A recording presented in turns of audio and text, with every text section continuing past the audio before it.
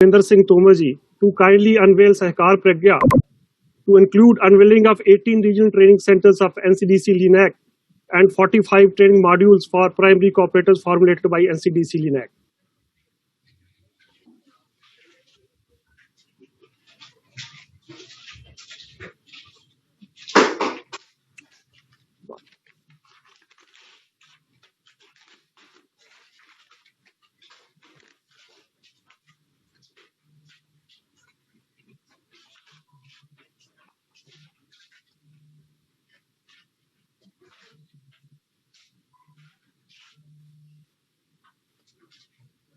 दिख रहा है पूरा?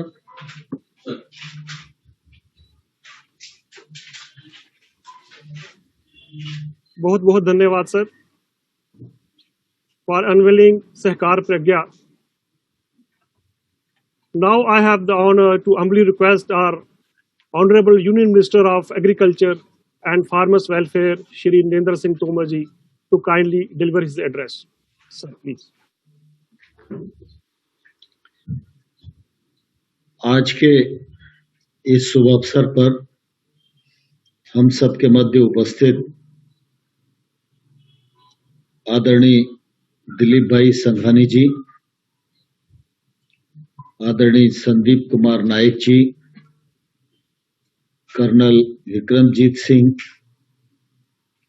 केटी चेन्नसप्पा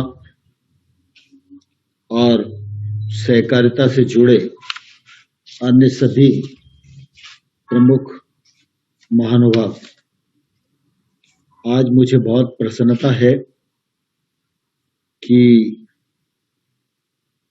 एनसीडीसी के द्वारा सहकार प्रज्ञा के अनावरण का यह कार्यक्रम, जिसका मैं साक्षी बन पा रहा हूं, और आज ही इस कार्यक्रम के अंतर्गत जो प्राथमिक सहकारी समिति है उसके प्रशिक्षण की दृष्टि से जो 45 प्रशिक्षण मॉड्यूल तैयार किए गए हैं उनका भी लोकार्पण संपन्न हो रहा है। इस अवसर पर मैं आप सबको हृदय से बहुत बहुत बधाई देता हूं, सभी को बहुत बहुत शुभकामनाएं देता हूं। आज हम सबके बीच में दिलीप भाई संघानी मौजूद हैं। उन्होंने नई जवाबदारी संभाली है। एनसीआई के वो चेयरमैन कल ही बने हैं।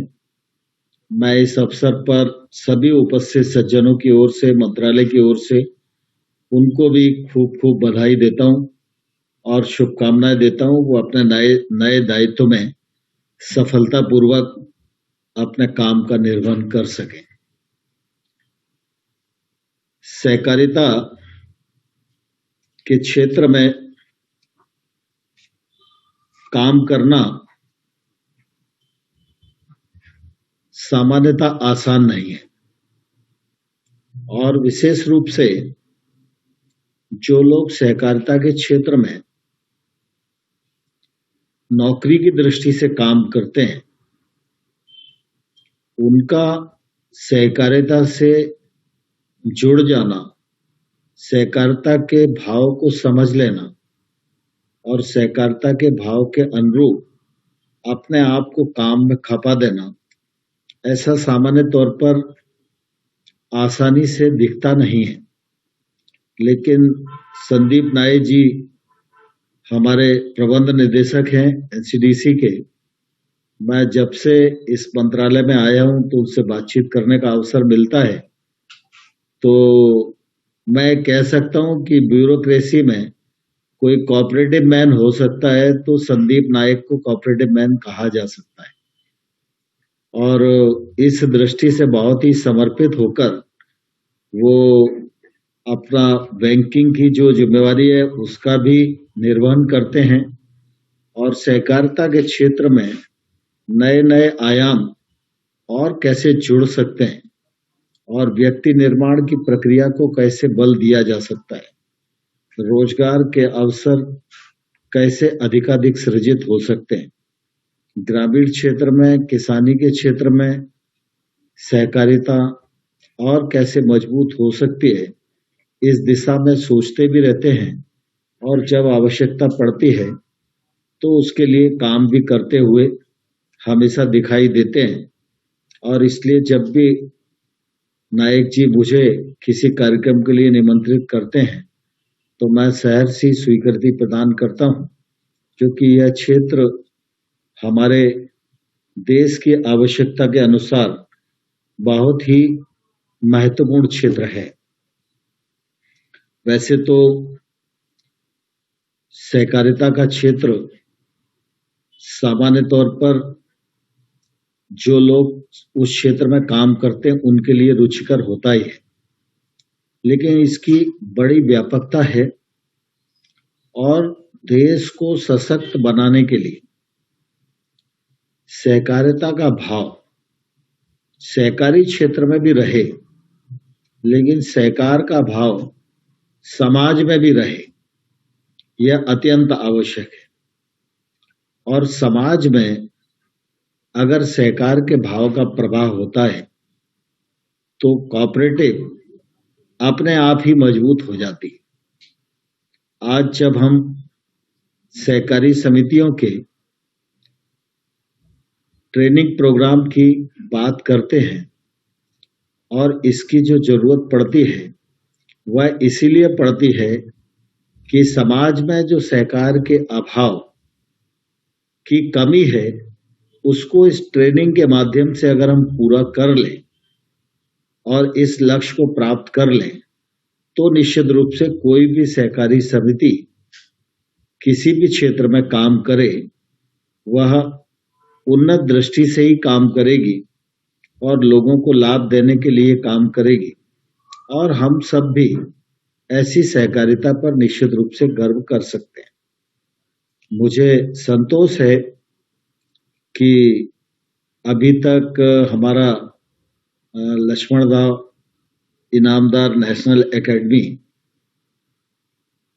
के द्वारा जो कोऑपरेटिव रिसर्च और डेवलपमेंट का काम होता है और प्रशिक्षण का भी काम होता है, इसके लिए लगभग अभी हजारों की तादाद में लोगों को प्रशिक्षण देने का काम हुआ है।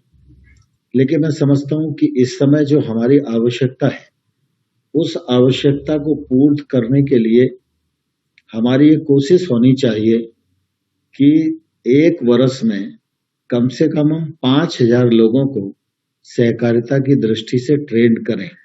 इस लक्ष्य को लेकर अगर हम चलेंगे तो मुझे लगता है निकट भविष्य में हमारी जो आवश्यकता है उसकी हम पूर्ति कर सकेंगे। प्रधानमंत्री नरेंद्र मोदी जी ग्रामीण क्षेत्र में और कृषि के क्षेत्र में अधिकाधिक काम हो, अधिकाधिक बजट का पैसा जाए, अधिकाधिक योजनाओं का सृजन हो और गांव में निवास करने वाले व्यक्ति के जीवन स्तर में बदलाव आए और किसान की आमदनी दोगुनी हो, इस लक्ष्य को लेकर लगातार काम कर रहे हैं। आप सबने अनुभव किया होगा कोविड-19 के दौरान भी सारी हमारी अर्थव्यवस्थाएं हिल गई थी। मैं ये कहूं तो अतिशयोक्ति नहीं होगी कि अनेक अर्थव्यवस्थाएं बंद सी ही हो गई थी, लेकिन फिर भी हमारी ग्रामीण परंपराओं ने और कृषि की हमारी अर्थव्यवस्था ने देश को पूरी ताकत के साथ खड़ा करके रखा। और इसलिए हम सबकी यह मान कि भारत में कृषि का क्षेत्र और गांव और गरीब ये एक तौर से हमारे देश की बैकबोन है। अगर सरकारों के माध्यम से, कार्यक्रमों के माध्यम से इस बैकबोन को जितना सशक्त करने की कोशिश की जाएगी, शायद हम उसी के परिणाम स्वरूप अनेक चुनौतियों का न सिर्फ सामना करने में सफल होंगे, उन पर विजय भी प्राप्त कर पाएंगे। ग्रामीण क्षेत्र की व्यवस्थाएं, परंपराएं, ग्रामीण क्षेत्र में काम करने वाले छोटे छोटे वर्कर, चाहे वो पंचायत का सेक्रेटरी हो, चाहे आंगनबाड़ी सहायिका हो, चाहे आशा वर्कर हो, चाहे रोजगार सहायक हो, चाहे गांव का सरपंच हो, इन सब ने मिलकर कोविड के समय जितना अच्छे से काम किया और गांव को कोविड से बचा के रखने में सफलता प्राप्त की, और इसी संकट के दौरान सेल्फ हेल्प ग्रुप ने भी अपनी जिम्मेवारी का जो निर्वाह किया है उसकी जितनी प्रशंसा की जाए मैं समझता हूं उतना ही कम है। ठीक उसी प्रकार आप सबको ध्यान है, जब लॉकडाउन हुआ तो कृषि का क्षेत्र कटाई के लिए खड़ा हुआ था, लेकिन किसान ने फसल कटाई का काम पूरा किया, सरकार ने खरीद का काम पूरा किया।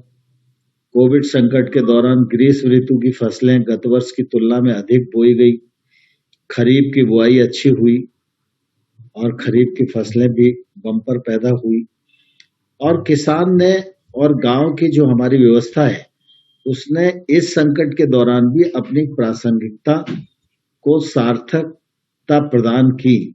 यह हम सबके लिए निश्चित रूप से गर्व और गौरव का विषय है। और जब हम सहकारिता आंदोलन की बात करते हैं तो प्रमुख रूप से गांव का जो क्षेत्र है बड़ा व्यापक है। देश में 2,53,000 से अधिक पंचायतें हैं, 6 लाख से अधिक गांव हैं। सरकारों के माध्यम से प्रधानमंत्री नरेंद्र मोदी जी के नेतृत्व में गांव में मौलिक सुविधाएं उपलब्ध कराने का काम किया गया है। आज गांव में हर व्यक्ति को मकान मिले यह सुनिश्चित किया जा रहा है। जिसके पास घर है उस घर में बिजली हो, घर में रसोई हो, घर में शौचालय हो, घर में रसोई गैस का सिलेंडर हो, हर मौलिक सुविधा गांव में उपलब्ध हो, यह सुनिश्चित करने का प्रयास भारत सरकार के माध्यम से किया जा रहा है। कृषि के क्षेत्र में अभी बहुत सारे गैप बाकी है। इसके कारण हम सब लोग अनेक बार यह अनुभव करते हैं कि कृषि का क्षेत्र मुनाफे का क्षेत्र नहीं है। दूसरा, किसान के घर की जो दूसरी पीढ़ी है वह खेती में काम करने की इच्छुक उस मात्रा में नहीं पाई जाती जिस मात्रा में उसके पूर्वज खेती में रुचि लेते थे। और हमारे देश में 86% छोटे किसान हैं। अब छोटे किसान की मजबूरी यह है कि वो खुद भी खेती में निवेश नहीं कर सकता और उसके यहाँ कोई दूसरा निवेश करने आएगा इसकी भी कोई संभावना नहीं रहती है। अभी तक जो अनुभव आया है, तमाम सारी सरकारी योजनाएं उनका लाभ तो नीचे तक पहुंचा है और एग्रीकल्चर का इंफ्रास्ट्रक्चर भी नीचे तक बना है, लेकिन कोल्ड स्टोरेज हो, वेयर हाउस हो, ग्रेडिंग मशीन हो, बाकी प्रोसेसिंग यूनिटें हो, इनकी पहुंच गांव तक नहीं है। ये जिला स्थान तक ही अपने को केंद्रित करके रह गए और जिला स्थान पर जो संरचना बनी है वह संरचना किसान के काम नहीं आती, वह संरचना सिर्फ व्यापारी के काम आती है। शहर में जो वेयर हाउस बना है तो अगर व्यापारी किसान से माल खरीदता है तो या तो उस वेयर हाउस में वो माल रखता है या फिर एफसीआई या नेफेड किसी कृषि उत्पाद को खरीदते हैं तो वो उस वेयर हाउस का उपयोग करते हैं। लेकिन किसान अपनी फसल को 2 महीना रोकना चाहता है और उसके बाद वाजिब दाम मिले तब बेचना चाहता है।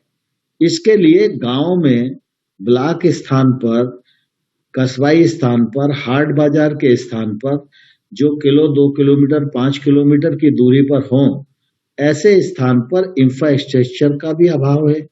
ऐसे स्थान पर आज हम देखेंगे तो प्रोसेसिंग का भी अभाव है और छोटा किसान ऐसी परिस्थिति में बहुत परेशान है और छोटा किसान कई बार तो अपने उत्पाद को एमएसपी पर बेचने के लिए मंडी तक भी लाने में संकोच करता है कि उसे लगता है कि इतना किराया ही लग जाएगा जितना मुझे एक्स्ट्रा पैसा मिलेगा, तो औने पौने दाम पर वो गांव में ही बेचने के लिए विवश होता है।